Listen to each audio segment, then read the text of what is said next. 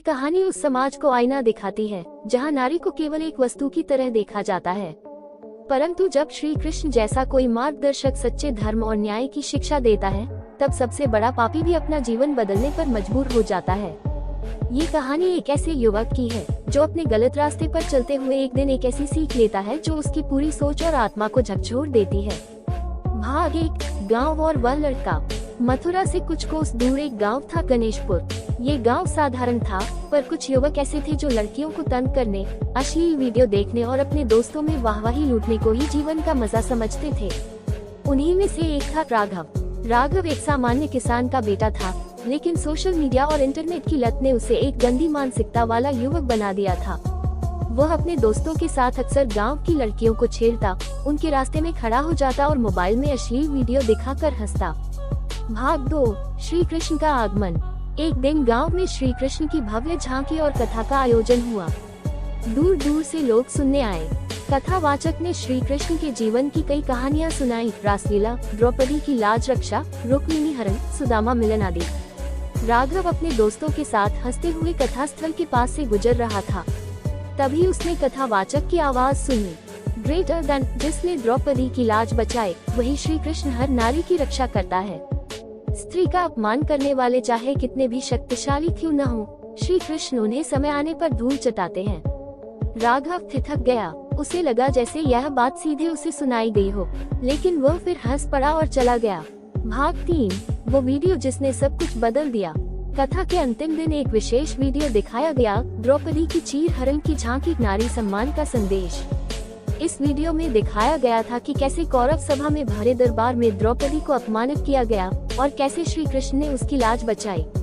Video में द्रौपदी की पीड़ा, उसकी आंखों के आंसू, उसकी करुण पुकार और श्री कृष्ण का दिव्य रूप देखकर हर कोई सन रह गया। राघव भी वही खड़ा था।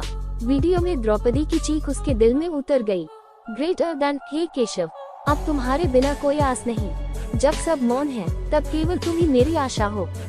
श्री कृष्ण का उत्तर, ग्रेटर देन, जो नारी का अपमान करता है वह केवल पाप ही नहीं करता, बल्कि अपने कुल और भविष्य को भी नष्ट करता है। राघव को लगा जैसे उसकी आंखों के आगे उसका सारा जीवन घूम गया हो। वह हर लड़की जिसे उसने छेड़ा था, उसकी हर अश्लील टिप्पणी, हर वीडियो, हर मजाक अब उसे द्रौपदी की पीड़ा जैसा लगने लगा। भाग 4, अंतर्मन की जंग। उस रात राघव को नींद नहीं आई। उसे अपने किए गए पाप याद आने लगे। उसे लगा जैसे हर लड़की की आंखों में वह दर्द था जो द्रौपदी ने सहा था। वह श्री कृष्ण के चित्र के सामने गया और फूट फूट कर रो पड़ा, ग्रेटर देन, हे कृष्ण, मैंने नारी को कभी सम्मान की दृष्टि से नहीं देखा। मुझे क्षमा करो, मुझे दिशा दो। उस रात राघव को सपना आया, श्री कृष्ण स्वयं उसे दर्शन देते हैं। वह मुस्कुराते हैं, पर उनके चेहरे पर गंभीरता है। ग्रेटर देन, कृष्ण बोले, राघव, अब समय है पश्चाताप का, पर पश्चाताप केवल आंसुओं से नहीं होता, कर्मों से होता है। जाकर अपने गुनाहों को स्वीकार कर और उन नारियों से क्षमा मांग जिनसे तूने अन्याय किया है। भाग 5, परिवर्तन की शुरुआत। अगले दिन पूरा गांव हैरान रह गया जब राघव मंच पर चढ़ा और सबके सामने बोला, ग्रेटर देन, मैंने बहुत पाप किए हैं। मैंने लड़कियों को छेड़ा, अपमानित किया और अपनी माँ बहनों को भी शर्मिंदा किया। अब मैं अपने हर गुनाह के लिए माफी मांगता हूँ। श्री कृष्ण ने मुझे रास्ता दिखाया है और मैं अब उनका अनुयायी बनकर हर नारी का रक्षक बनना चाहता हूँ, भक्षक नहीं। लड़कियाँ पहले डरी, फिर भावुक हुई। एक एक कर कई लड़कियाँ सामने आईं और बोली, ग्रेटर देन, अगर वाकई तुम बदल गए हो तो यह समाज भी बदलेगा। उस दिन के बाद राघव ने अपने जीवन को पूरी तरह श्री कृष्ण की सेवा में समर्पित कर दिया। वह गांव में नारी सुरक्षा की एक समिति का सदस्य बन गया। उसने सोशल मीडिया पर नारी सम्मान ही सच्चा धर्म है के नाम से एक चैनल बनाया, जहां वह शिक्षा, जागरूकता और धर्म पर आधारित वीडियो डालने लगा। भाग 6, समाज की सोच बदली। राघव की कहानी ने पूरे क्षेत्र में एक आंदोलन की शुरुआत कर दी। कई लड़के जो पहले राघव के जैसे थे, अब उसके वीडियो देखकर प्रेरणा लेने लगे। स्कूलों में श्री कृष्ण के जीवन से जुड़े नारी सम्मान के पाठ पढ़ाए जाने लगे।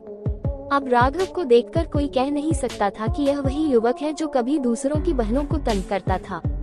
श्री कृष्ण का संदेश, ग्रेटर देन, नारी सम्मान करो, क्योंकि जहाँ स्त्रियों की पूजा होती है वहाँ देवता निवास करते हैं। श्री कृष्ण की यह सीख राघव के जीवन को ही नहीं, हजारों और युवाओं को भी बदल गई। निष्कर्ष, ये कहानी हमें ये सिखाती है कि चाहे हम कितने भी गहरे अंधकार में क्यों न चले गए हों, अगर हम सच्चे मन से श्री कृष्ण से प्रार्थना करें तो वे हमें उजाले की ओर जरूर ले जाते हैं। ग्रेटर दैन वीडियो देखने के बाद लड़कियां छेड़ने में शर्मा जाएगी, ये केवल एक शीर्षक नहीं बल्कि वह चिंगारी है जो समाज के भीतर सोई हुई संवेदनाओं को जगा सकती है।